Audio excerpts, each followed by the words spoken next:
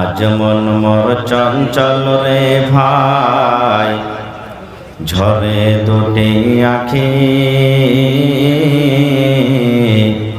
বুঝাইলে বোঝেস না তুই কোন জঙ্গলের পাখি রে। আজ মন মোর চঞ্চল রে, আজ মন মোর চঞ্চল রে ভাই, ঝরে দুটি আখি, বোঝাইলে বোঝেস না তুই কোন জঙ্গলের পাখি রে। আজ মন মোর চঞ্চল রে, বৈরের পাতায় গরম পানিতে মন তোকে গোসল করাবে। বৈরের পাতায় গরম পানিতে মন তোকে গোসল করাবে। গোসল করাইয়া মন তোকে কাফন পহরাবে রে। আজ মন মোর চঞ্চল রে, কাফন পরাইয়া মন তোর জানাজা পড়িবে। কাফন পরাইয়া মন তোর জানাজা পড়িবে। জানাজা পড়িয়া মন তোকে দফন করিবে রে। আজ মন মোর চঞ্চল রে, মা কান্দিবে বেটার বেটা, বোন কান্দিবে ভাই। মা কান্দিবে বেটার বেটা, বোন কান্দিবে ভাই। ঘরের বেগম সেও তো কাঁদবে, আর তো কেহ নাই রে। আজ মন মোর চঞ্চল রে, আজ মন মোর চঞ্চল রে ভাই, ঝরে দুটি আখি, বোঝাইলে বোঝেস না তুই কোন জঙ্গলের পাখি রে। আজ মন মোর চঞ্চল রে। নারে তাকবীর। আজকে জলসা যোগ্যতম শ্রদ্ধেয় সভাপতি সাহেব, উপস্থিত উলামায়ে কেরাম, সামনে বসে থাকা ইসলাম দরদি, দিন দরদি ভাই ও বাবাজিরা, পর্দানাসীন মায়েরা এবং খালারা, সমস্ত তারিফ ও গুণগান সেই মহান আল্লাহ তাবারাক ওয়া তাআলার জন্য, যে মহান আল্লাহ তাবারাক ওয়া তাআলা আজকে আমাদেরকে নরম গরম বিছানাকে ত্যাগ করে এই রাব্বানিয়া বানাত মাদ্রাসার এই আজকে জালসার পিন্ডালের তলাতে একত্রিত হয়ে বসে কিছু বলার ও শোনার তৌফিক দিয়েছেন। তাই আমরা সে আল্লাহর প্রশংসা করি, অন্তর থেকে মুহাব্বতের সাথে সকলেই পড়েন আলহামদুলিল্লাহ। একটু জোর করে পড়েন ভাই, আলহামদুলিল্লাহ। তারপর আমাদের শেষ নবী হযরত মুহাম্মদুর রাসূলুল্লাহ পড়েন সাল্লাল্লাহু আলাইহি ওয়াসাল্লামের পর অগণন দরুদ শরীফ শান্তির ধারা বর্ষিত হোক, আমিন। আল্লাহুম্মা সাল্লি আলাইহি, আল্লাহুম্মা বারিক আলাইহি। ভাই বন্ধুগণ, আপনাদের বসার কত সুন্দর ব্যবস্থা করেছে, পোয়াল বিছানো হয়েছে, তিরপাল বিছানো হয়েছে, বিছাইতেই আছে, আর আপনারা বাজারে রোডে ঘোরাফেরা করছেন। এটা কিন্তু দ্বীনি মজলিসের আদবের খেলাফ। আপনারা বসে যান ভাই, যারা দাঁড় হয়ে আছেন বসে যান, সাইডে যারা আছেন বসে যান জায়গা নিয়ে। যারা রাস্তাতে আছেন আপনারাকে বলবো, আপনারা জালসা শুনতে এসেছেন, দিনের কাজে এসেছেন, আপনারা চা পানি কিছু খাওয়ার থাকলে খেয়ে মজলিসে এসে বসেন। আপনারা মজলিসে বসলে শুনতে পাবেন, নেকি পাবেন। চায়ের দোকানে থেকে ভাই নেকি পাওয়া যাবে না, শুনতে পাবেন কিন্তু নেকি পাওয়া যাবে না। এই জন্য আপনারা আসেন আর বসেন।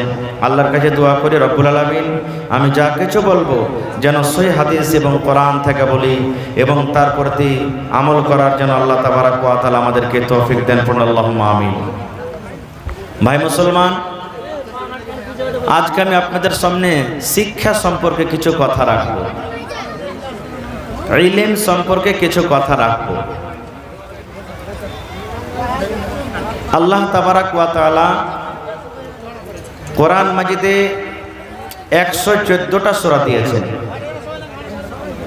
114 সূরার মধ্যে আল্লাহ তাবারাক ওয়া তাআলা এই মানব জাতিকে আল্লাহ তাবারাক ওয়া তাআলা হেদায়েত করার জন্য, ভালো পথে নিয়ে আসার জন্য সব থেকে আগে যেটা নবী মুহাম্মদ সাল্লাল্লাহু আলাইহি সাল্লামের প্রতি আল্লাহ সূরা বা আয়াত নাজিল করেছেন, সেটা হলো কি ইকরা, মানে পড়ো।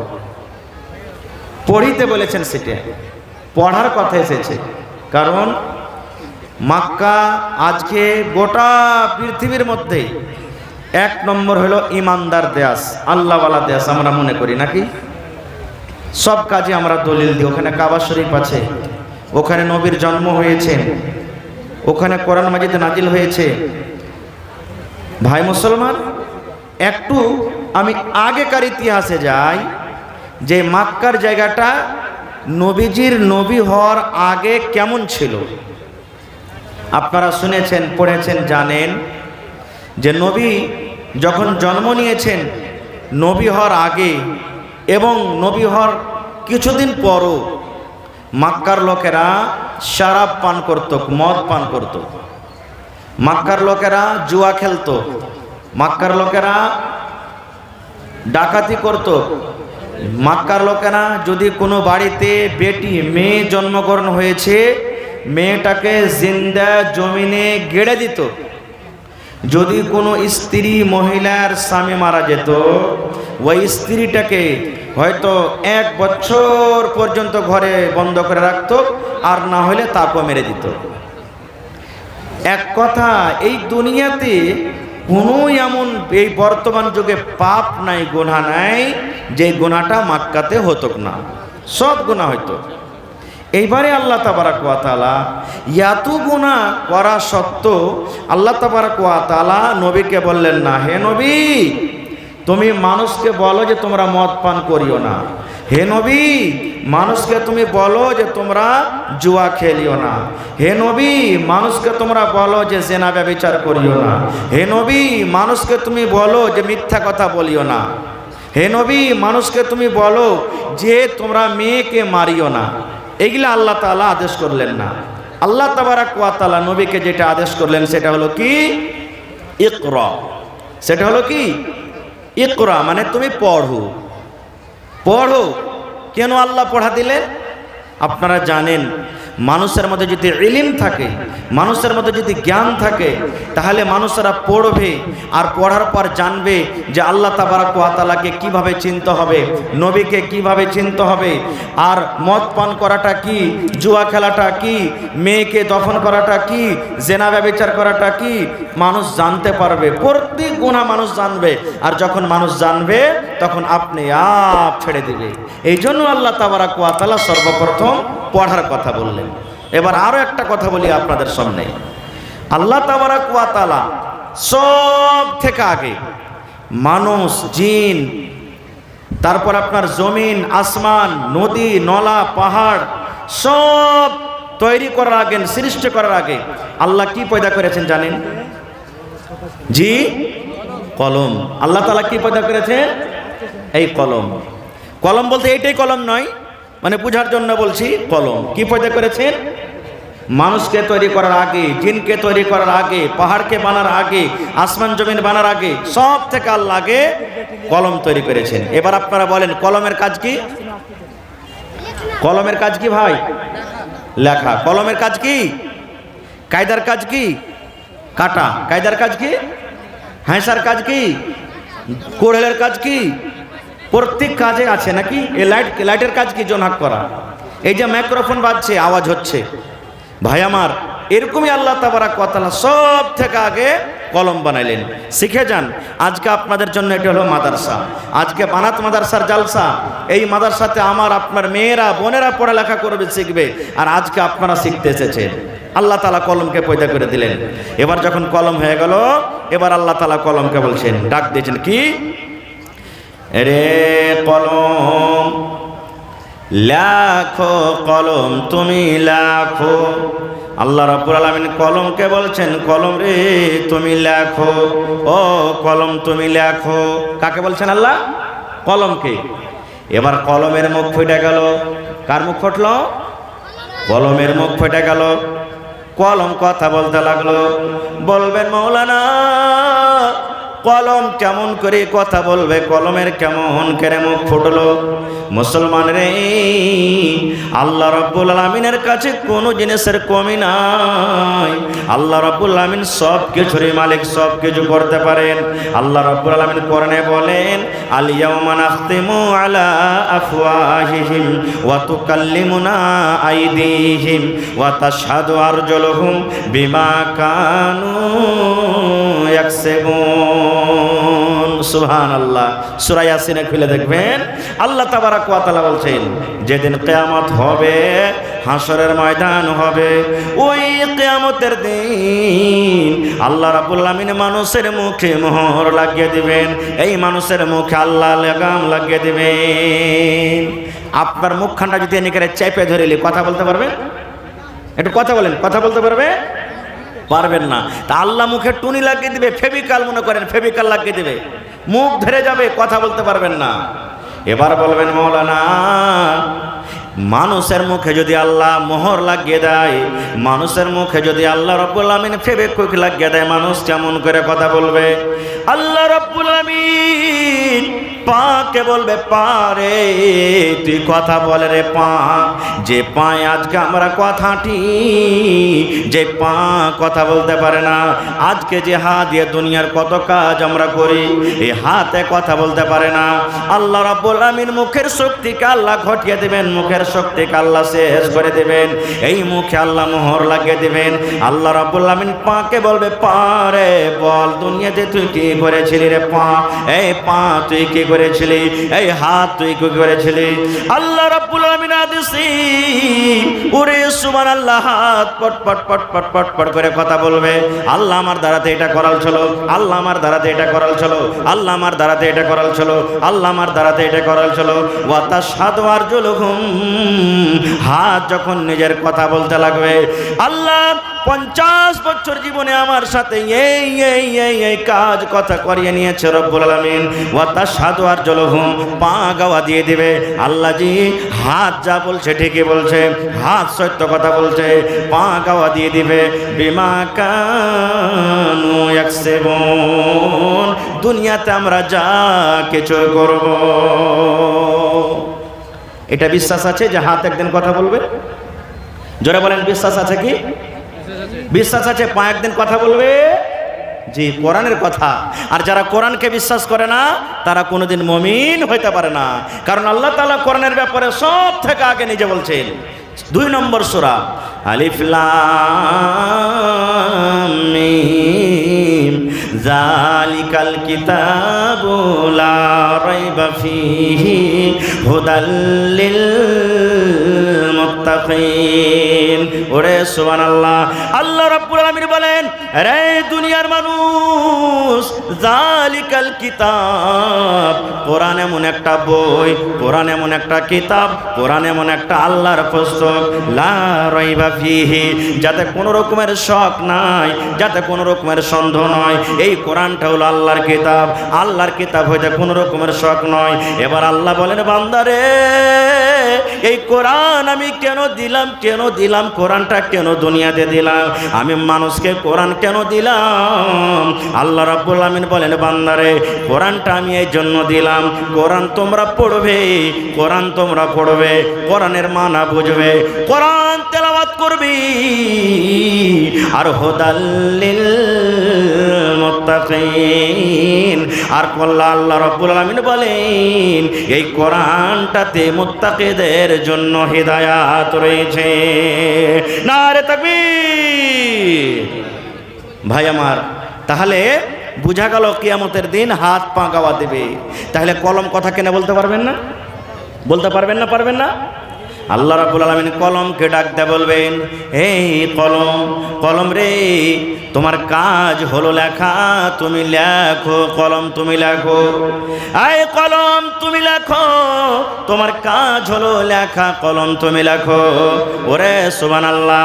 এইবারে কলম তখন আল্লাহকে বলবেন, মাবুদ কি লেখবো আল্লাহ মেজি, কি লেখবো আল্লাহ মেজি, কি লেখবো আল্লাহ, তুমি আদেশ করো। লেখার জন্য আমি আল্লাহ তৈয়ারি আছি, রেডি আছি, আল্লাহ তুমি আদেশ করো কি আমি লিখবো।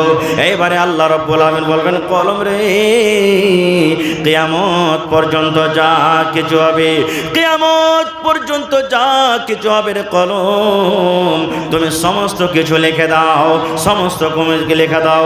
এবারে কলম ঘস ঘস ঘস ঘস ঘস ঘস করে লিখতে লিখতে লিখতে লিখতে লিখতে আল্লাহ রাব্বুল আলামিনের আদেশে কিয়ামত পর্যন্ত যা কিছু ঘটবে কলম এক এক করে সব লিখে দিলেন। তাহলে আল্লাহ তাবারাক ওয়া তাআলাও সর্বপ্রথম যেটাকে পয়দা করেছেন সেটা হলো কি? কলম। যাক, ওদিকে আমি আর যাব না, আস্তে আসেন। আল্লাহ তাবারাক ওয়া তাআলা শেষ নবীকে যে আল্লাহ তাবারাক ওয়া তাআলা করলেন, সর্বপ্রথম আল্লাহ তাবারাক ওয়া তাআলা তাকে পড়ার কথা বললেন।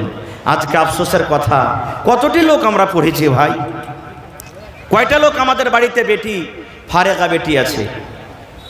আজকে গ্রামে, প্রত্যেক গ্রামে 3টা 4টা 5টা 6টা করে মুলবি সাহেব হয়েছে। কিন্তু আমার এই গোটা খুট্টির পঞ্চায়েতে যতদূর আমি জানি, আমার মনে হয় যে চিলমারি গ্রাম শুধু বাদ দিয়ে কোনো এমন গ্রাম নেই যে 1 কোটা বেটি ছেলে পড়ে লেখে ফারিক হয়েছে, একটাও মনে হয় নাই। শুধু চিলমারির গ্রামে মোটামুটি না হইলেও কমসে কম 30-35 জন মেয়ে ছেলেরা আছে, বোনেরা বেটিরা আছে যারা 8 বছর 10 বছর পড়ে লেখে ফারিক হয়েছে।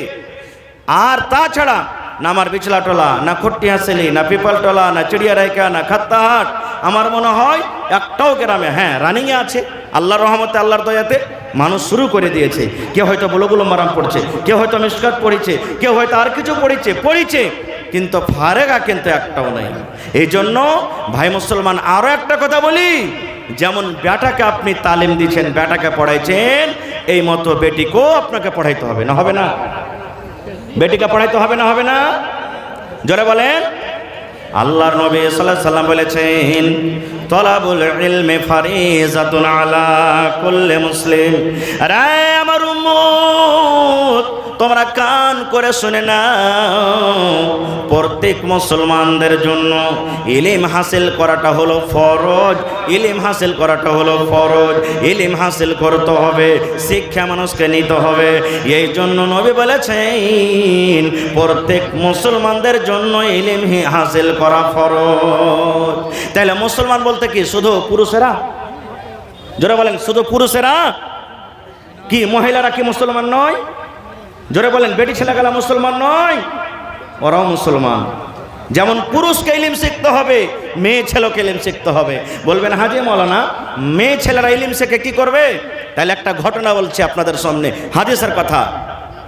আল্লাহর নবী একদিন বসে আছেন, আল্লাহর নবীর স্ত্রী মা আয়েশা রাদিয়াল্লাহু তাআলা আনহা আল্লাহর নবীর পাঞ্জরে বসে আছেন, মিয়া বিবি গল্প করছেন, যা গল্প করার হয়। এই বর্তমান যুগে আমরা যেমন নিজের স্ত্রীর সাথে গল্প করে কথা বলি, দয়ার নবী এইবারে বসে আছেন, দয়ার নবীর পাঞ্জরে তার বিবি আয়েশা রাদিয়াল্লাহু তাআলা আনহা বসে আছেন। এইবারে একজন ইয়াহুদের একটা দল, ইয়াহুদের একটা জামাত এসে নবীকে সালাম দিচ্ছেন, আসসালামু আলাইকুম। কি সালাম দিচ্ছেন? জোরে বলেন। আমরা যদি দেখা হয় তা আমরা কি বলবো? আসসালামু আলাইকুম। কি বলবো ভাই? একটু কথা বলেন, কি বলবো? আসসালামু আলাইকুম। আমি স্টেজে এলাম, আপনাকে সালাম দিলাম, আসসালামু আলাইকুম। আমাকে আপনি সালাম দিবেন, আসসালামু আলাইকুম। কোন মুসলমানের সাথে দেখা হবে, আসসালামু আলাইকুম। কিন্তু ওরে সুবহানাল্লাহ, নবীর দরবারে এসে ওই ইহুদি নবীকে সালাম দিচ্ছেন, আসসালামু আলাইকুম। আসসালামু বলে না, আসসালামু আলাইকুম। ওরে আল্লাহ, মানা কতখানি হয়ে গেল, ফরক দেখেন। সেই ইহুদি এসে বলছে, নবী গো, আসসালামু আলাইকুম মানে তোমার উপরে মওত আসুক, তুমি মরে যাও, তুমি মরে যাও, তোমার পরে যেন মওত আসে, তুমি মরে যাও, মরে যাও, তোমার পরে যেন মওত আসে। ইহুদি এসে নবীকে বদদুয়া দিয়েছেন, আসসালামু আলাইকুম। আর আমরা যেটা সালাম দিচ্ছি, শরীয়ত বলেছেন আসসালামু আলাইকুম মানে আল্লাহর সালামতি তোমার পরে হোক, আল্লাহর দয়া তোমার পরে হোক, এটার মানে হলো এটা। আর ও নবীকে সালাম দিচ্ছে আসসালামু আলাইকুম। আচ্ছা বলেন তো, দুনিয়াতে যতই কোনো মানুষের কোনো মা খালারকে পুরুষ খারাপ হয়, ভালো তো দূরের কথা, যদি একটা ভাই কেউ চুরি করছে, ডাকাতি করছে, মদপান করছে, আর ওর স্ত্রীর সামনে যদি পুরুষটাকে গাইল দেন, তো স্ত্রীটা গাইল দিবেন আপনাকে? ভালো কইবে না ঝগড়া করবে আপনার সাথে? হ্যাঁ, মরার বেটা মরা, আমাকে খাইটা খাওয়াইছে, দু কথা কহবে তা আমি কহবো, রে মরার বেটা মরা, তোরা যদি কইস তো কলসাকে ধরে ফেড়ে দেবো রে মরার বেটারা, খবরদার হার পুরুষকে কথা কহবি না। কিন্তু ওরে সুবহানাল্লাহ, আল্লাহর নবী কিছু বললেন না, নবী যে কিছুই বললেন না, নবীকে যে এরকম ভাবে বদদুয়া দিয়ে দিলেন। মা আয়েশা রাদিয়াল্লাহু তাআলা আনহা এইবারে নবীর দিক থেকে, নিজের স্বামীর দিক থেকে ইহুদি রেখে বলছেন, ওয়া আলাইকুমুস সালাম ওয়াল লানা, এই ইহুদিরা আমার নবীকে, আমার স্বামীকে তোরা বদদুয়া দিলি রে, যেন তুই মরে যা, যেন তুই মরে যা, যেন তুই মরে যা। এই ইহুদির দল, তোরা শুনে নে, আমার নবীর জন্য বদদুয়া করছিস, আমি আয়েশা জবাব দিয়ে দিলাম, এই যেন তোরাই মরে যা, তোদের পরে যেন মওত আসে, তোরা হালাক হয়ে যা, তোরা বরবাদ হয়ে যা, তোরা ধ্বংস হয়ে যা। আমার নবীকে তোরা এরকম ভাবে গালি দিবি, আমি সহ্য করতে পারবো না। যখন নবী যে কথাটা শুনলেন, নবী যে আয়েশাকে বলছেন, আয়েশা তুমি গালি দিও না, গালি দিও না, গালি দিও না, তুমি তাদের পরে রাগিও না, রাগিও না। এবারে মা আয়েশা বলছেন, ইয়া রাসূলুল্লাহ, আল্লাহর নবী গো, আমার সামনে আপনাকে গালি দিবে আর আমি চুপ করে থাকবো, এটা আমি সহ্য করতে পারি না গো নবীজি, এটা আমি সহ্য করতে পারি না। আমার সামনে আপনাকে গালি দিবে, আমি এটা সহ্য করতে পারি না। এইবারে নবীজি আয়েশাকে বলছেন, আয়েশা রে, আমি ওয়া আলাইকুম বলে দিয়েছি, ওয়া আলাইকুম আমি বলে দিয়েছি, ওদের আমি জবাবটা দিয়ে দিয়েছি। যদি আমাকে ভালো নিয়াতে সালাম দিয়ে থাকে, ওরা ভালো উত্তরটা পাবে, ভালো দোয়া পাবে। আর যদি ওরা মন্দ নিয়াতে সালাম দিয়ে থাকে, তাইলে ওয়া আলাইকুম, তাদের বদদুয়া তাদের দিকে ঘুরে চলে যাবে। কেউ যদি রাগ করে বলে আমি আসমানকে ছুপ দিয়ে দেবো, ছুপ কার মুখে লাগবে? আসমানকে লাগবে না নিজের মুখে লাগবে? জোরে বলে। নবীজি বলছেন ওই নিজের হালাক বরবাদ হয়ে যাবে, তারপরে মওত আসবে। তাহলে হাদিসটা কেন আমি বুঝালাম? এই জন্য আমি বুঝালাম, মা আয়েশা রাদিয়াল্লাহু তাআলা আনহা যদি পড়ালেখা না হইতেন, তাহলে নবীর তরফ থেকে জবাব দিতে পারতেন। ভাই জোরে বলেন, জবাব দিতে পারতেন? হ্যাঁ ভাইরে, এই মতো পড়ালেখা বেটি ছেলে যদি আপনি নিয়ে আসবেন, আল্লাহ রাসূল সাল্লাল্লাহু আলাইহি ওয়াসাল্লাম বলেছেন, তুনকাহুল মারাতু লিআরবাইন, মানুষেরা বিবাহ করে চারটা জিনিস দেখে। যে আমরা সাধারণ চারখান গুণ দেখি, আল্লাহ রাসূল বলেছেন মানুষেরা বিবাহ করে চারখান গুণ দেখে। কি কি? এক নম্বরে নবী বলেছেন লেমালেহা, যারা বিয়া করে মাল দেখে, যে বেটি ছেলেকে বিয়া করব তার পাকার বাড়ি আছে কিনা, জমি জায়গা আছে কিনা, ওই বাবার কাছে মাল আছে কিনা। দুই নম্বরে নবী বলেছেন ওয়ালে হাসাবিহা, মানুষেরা বংশ দেখে, ঝাড় দেখে, এর বংশ কেমন, ঝাড় কেমন। তিন নম্বরে নবী বলেছেন ওয়ালে জামালেহা, যাকে বিয়ে করবে মানুষেরা তার রূপ দেখে, সৌন্দর্য দেখে। চার নম্বরে নবী বলেছেন ওয়ালে দিনহা, তার মধ্যে দিনদারি দেখে। আল্লাহর নবী বলেছেন উম্মত, চারখানার মধ্যে যদি আগেকার তিনখানাই না থাকে, যে মেয়েকে তুমি বউ করে বাড়িতে নিয়ে আসবে, ওর বাবার যদি মাল না থাকে, যদি গরিবের মেয়ে হয় তাও চলবে, বংশ ঝাড় যদি বড় না হয় তাও চলবে, তিন নম্বরে সৌন্দর্য না হয় তাও চলবে, নাক মোটা হয় তাও চলবে, দাঁত বড় হয়ে আছে তাও চলবে, দেখতে কালো যদি আছে তাও চলবে।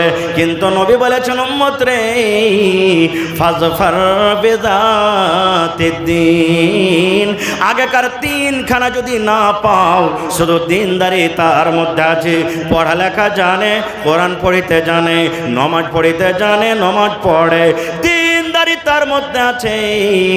নবী বলেছেন ওই দিনদারি মেয়েকে তুমি তারজিহ দাও, ওই দিনদারি মেয়েকে তুমি বউ করে বাড়িতে নিয়ে এসো। দিনদারি বউকে বাড়িতে নিয়ে আসতে গেলে আপনার জীবন উদ্ধার হয়ে যাবে। আর দিনদারি না হয়তো কেমন হবে জানেন? একটা গল্প বলছি, হাদিস কোরআনের কথা নয়। স্বামী স্ত্রী দুজন একদিন বসে আছে, স্ত্রীটা বেমার পড়ে গেছে। দিয়া তখন স্ত্রীটা ওকে জিজ্ঞাসা করছে আর পুরুষকে, হাজি তুমি আমাকে কতখানি ভালোবাসো? কই যে তোমাকে খুবই ভালোবাসি জি। কই যে তাও কহ কতখানি ভালোবাসো? তো পুরুষটা কইছে এত তোমাকে ভালোবাসি, এত তোমাকে ভালোবাসি যে বলার শেষ নেই, তোমাকে দেখাইতে পারবো না আমি। তখন বলছে যে তাহলে কেমন করে আমি জানবো যে তুমি আমাকে ভালোবাসছো? কিছু ওয়াদা দাও, তাহলে আমার মরার পর তুমি বিয়ে করবে না। বলছে দেখবো, বুঝ বিচার করে তখন ওইটা ভাবা চিন্তা করবো। কই তাও কহ কতদিন বাদ তুমি বিয়ে করবে না? যদি তুমি বিয়ে করেই লাও তা আমি তো কবর থেকে আর তোমাকে মানা করতে পারবো না, দেখতে পাবো না। তো তুমি কতদিন পর আমার সাথে, আমার মরার পর বিয়ে করবে না? তখন বলছে বিবি রে, তাহলে যখন তুমি শুনতেই চাইছো তোমার পরে আমার এত মায়া মোহাব্বত আছে, যতদিন তোমার কবরের মাটি না শুকাইবে অতদিন আমি বিয়ে করবো না। কবরের মাটি কয়দিন শুকাইতে লাগবে ভাই? একদিন, দুদিন, 3 দিন, 4 দিন, নাকি 5 দিন লাগবে নাকি মালানা? শুকিয়ে যাবে।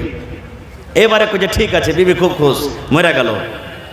1 দিন চলে গেল, 2 দিন চলে গেল, 3 দিন চলে গেল, 4 দিন, 5 দিন, 8 দিন হয়ে গেল। তার স্বামী কবরের পাঞ্জরে চলে গেছে। বিবির সাথে আমি ওয়াদা করেছি যতদিন কবরের মাটি ভিজা হয়ে থাকবে না শুকাবে অতদিন আমি বিয়ে করব না। দেখি আমার বিবির কবরের মাটি শুকাল থেকে শুকায়নি। ওরে সুবহানাল্লাহ, যে দেখছে এখনো মাটি ভিজা হয়ে আছে।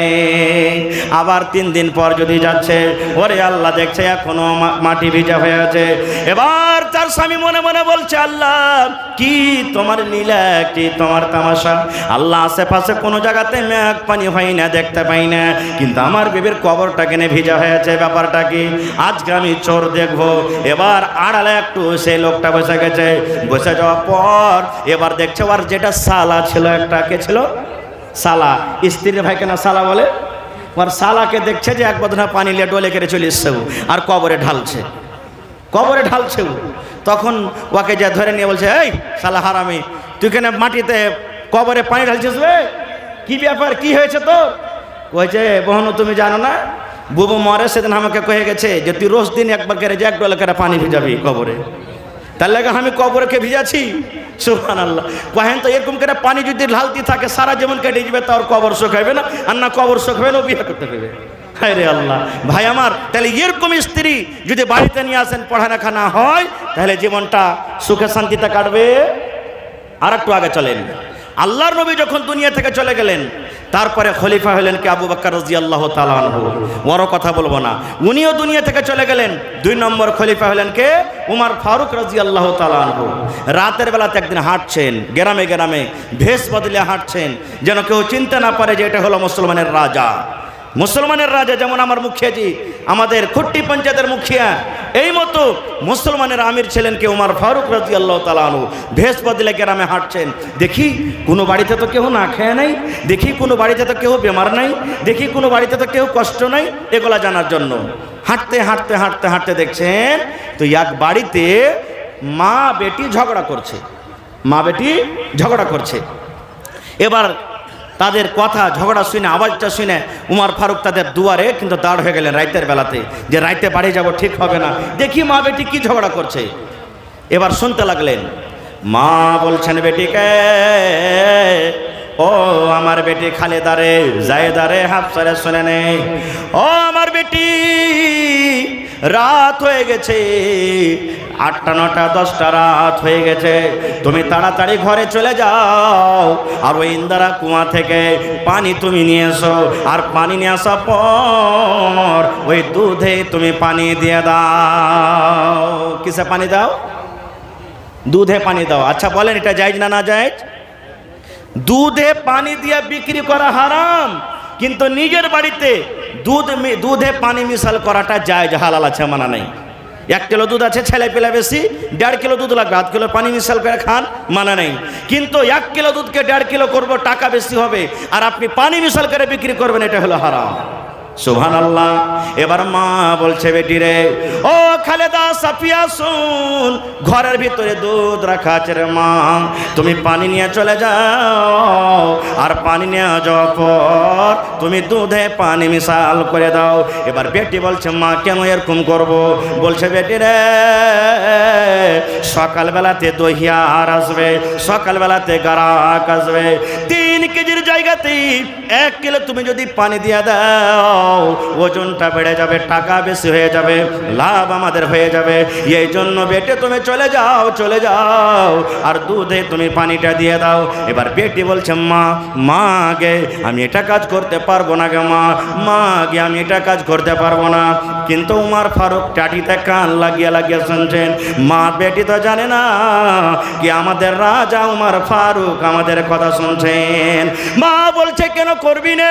বলছে মা গে আমাদের রাজা আমিরুল মুমিনিন উমর ফারুক রাদিয়াল্লাহু তাআলা আনহু ওয়াজ করেছেন গে মা কে দুধে পানি মিশাল করা চলবে না, চলবে না, চলবে না, দুধে পানি মিলা চলবে না। এই জন্য গে মা আমি দুধে পানি মিশাল করব না। যখন কথাটা বলা, মা বলছে বেটি রে উমর ফারুক ওয়াজ করেছে দুধে পানি মিলাইতে হবে না, তাহলে উমর ফারুক তো দেখতে পাই না, উমর ফারুক তো আমাদের বাড়িতে নাই। বেটি রে যা তাড়াতাড়ি চলে যা আর দুধে পানি দিয়ে দে।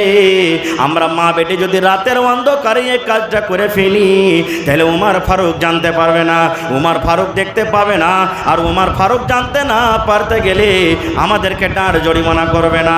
এই ভাই মুসলমান, এবার বেটির কথা শুনেন। বলছে মা গে আমি এটা কাজ করতে পারবো না গে মা, পারবো না।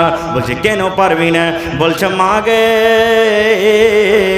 উমর ফারুক যদি আমাদেরকে না দেখেন, উমর ফারুক যদি এখানে না থাকে গে মা, একজন কিন্তু দেখছেন যার নাম হলো কি আল্লাহ, আল্লাহ দেখছেন মা, এই জন্য আমি দিতে পারবো না পানি। সুবহানাল্লাহ। চলে গেলেন উমর ফারুক বাড়িতে। সকাল হলো, সবটি বেটাকে বসিয়ে দিলেন। বসতে বলছে এই বেটা শোন, তোদের জন্য আমি একটা খুব সুন্দর বেটি ছেলে বহু দেখেছি, তোমরা কে আছো এমন যে তোমরা পছন্দ করছো যে তাকে বিয়ে করবে? একটা বেটা রাজি হয়ে গেল, মেয়েটাকে ডেকে পাঠালেন। মেয়েটাকে ডেকে পাঠিয়ে ওরা বলছে মা তোমার চরিত্র আখলাক আমি বুঝে ফেলেছি, এই জন্য আমার বাড়ির তোমাকে বউ করবো, তুমি কি রাজি আছো? উমর ফারুক যিনি মুসলমানের আমির রাজা, সামান্য একটা সাধারণ ঘরের মেয়ে, শুধু দিনদারি ইমানদারি হওয়ার কারণে বহু হয়ে গেল। সুবহানাল্লাহ। এ ভাই মুসলমান, তাহলে মেয়ে ছেলের ইলম শেখা দরকার আছে না নেই? জোরে বলেন আছে না নেই? আছে। আর একটু আগে চলেন। আল্লাহর নবীকে মক্কার লোকেরা গাইল দিত, কেউ জাদুকর বলতো, কেউ বলতো যে এই পাগল, কেউ বলতো কি দিওয়ানা, কেউ বলতো কার কে জিন আসছে, কেউ বলতো কার যে ভূত আসছে। হাদিস বুখারী শরীফের মেলা এরকম গাল দিত। আল্লাহ কোরআনে বলছেন তাও যে মক্কার লোকেরা নবীকে কিভাবে গাল দিয়েছে। ছোট ছোট বাচ্চা, এখনো বালিগ হয়নি, সাবালক হয়নি, ছোট ছোট বাচ্চা। ওর মা ডেকে বলছে বেটা রে, কই কি গে মা? কইছে বেটা একটা কাজ করতে পারবি? কইছে কি গে মা? বলছে বেটা রে এই মক্কা নগরে, মক্কার জমিনে আবু জাহাল বলে একটা লোক আছে রে ধন, যে আমার নবীকে গালি দেয়। মেলা এরকম ভাষাতে আমার নবীকে গালি দেয়। বাচ্চা বলছে মা গালি দেয় তো কি করব? বলছে বেটা রে যদি আমার নবীকে যারা গালি দেয়, যারা ইসলামের দুশমন, মুসলমানের দুশমন, নবীর দুশমন, ওই আবু জাহালকে যদি তুই মার্ডার করতে পারিস রে ধন, আমার মা আমার কলিজা খানটা একবারে বড় হয়ে যাবে। পারবে কাজটা করতে? বেটা রাজি। হ্যাঁ মা করবো। সাবালক হয়নি, সাবালক হবো হয়ে আছে। দুই ভাই দুই হাতে তলোয়ার। চলে গেলেন যুদ্ধতে, বাদারের লড়াই, বাদারের যুদ্ধ। সুবহানাল্লাহ। ওই যুদ্ধতে চলে গেলেন। কাতারবান্দি হলো, সাফ হলো। নবীজি দোয়া করছেন, নিজের তাম্বুর তলে দোয়া করছেন বিজয় হওয়ার জন্য। সাফ বান্দি হয়েছে। সব থেকে আগাদিক আব্দুর রহমান বিন আওফ রাদিয়াল্লাহু তাআলা আনহু, যুদ্ধ মানুষ, যোদ্ধা মানুষ, তালোয়ার নিয়ে আগা কাতারে আছে, একে আগাদিকে আছে। আর এই বাচ্চা দুটা ভাই নিজের মারপেটের তালোয়ার নিয়ে, একজনা ডাহিন দিকে, একজনা বাঁ দিকে। আচ্ছা লড়াই করতে যাবেন, আর যদি আপনারা 4টা 5টা মজবুত ভাই থাকেন তো সাহস হবে না? হইবে না, হইবে না? আর যদি একটা ভাই খুব মজবুত হয় আর সব 8 আনা 4 আনা 10 পয়সা হয়, তো ডর লাগবে না, লাগবে না? আব্দুর রহমান বিন ডাহিন দিকে দেখছে একটা ছোট বাচ্চা, বাঁ দিকে দেখছে একটা ছোট বাচ্চা, কইছে আল্লাহ যদি বড় মানুষগুলা কেউ আসতো তাহলে আমার একটু সাহস হতো, কি ছোট ছোট বাচ্চা মনে মনে এগুলা গাইতে আছেন।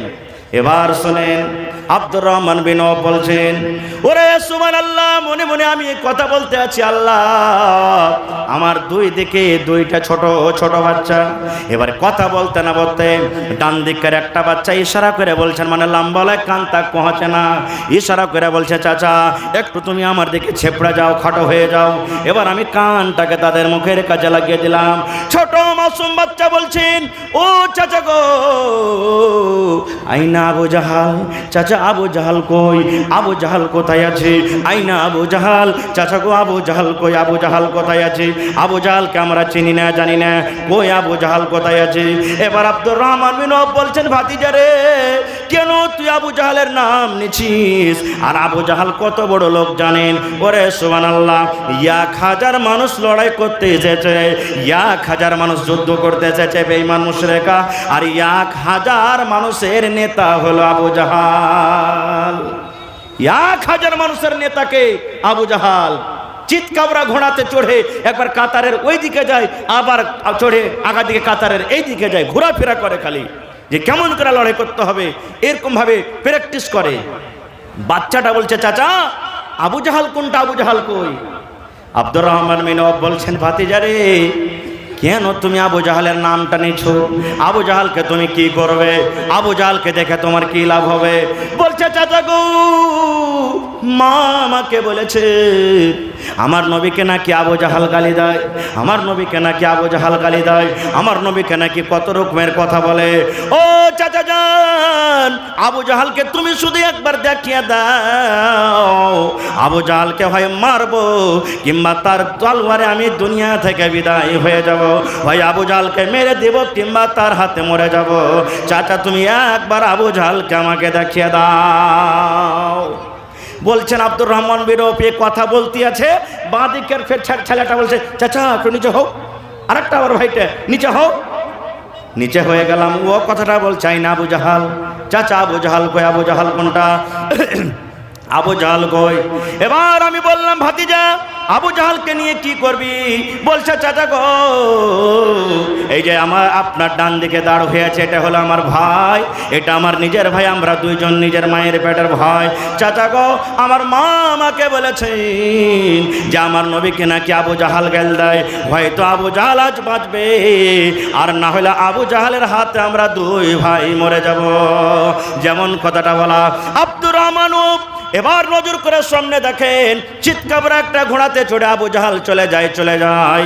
এবার ইশারা করে দুমন থেকে বলছেন ভাতিজারি, ওই যে দেখো তোমাদের শিকারী, যার জন্য তোমরা এসেছো রে ভাতিজা, ওই যে তোমাদের দুশমন, নবীর দুশমন, ওই দেখো ঘোড়ার ওপরে চড়ে চলে যায়। ওরে আল্লাহ, আব্দুর রহমানি বলেন আমার মুখ দিয়ে কথাটা এখনো পূর্ণভাবে বলা হয়নি। আল্লাহ রে আল্লাহ, দুইজন বাচ্চা বাঘ যেমন মানুষকে দেখে ঝাঁপিয়ে পড়ে, এমন জোর করে তারা ঝাঁপিয়ে পড়েছে, ইয়াকে সঙ্গে আবু জাহালের ওপরে তারা লাফিয়ে তালোয়ার কোজা দিয়েছে। আর যেমনই তালোয়ার মেরে দেওয়া, আল্লাহ রে আল্লাহ, আবু জাহাল ঘোড়ার ওপর থেকে পড়ে যায়। নারে তাকবীর।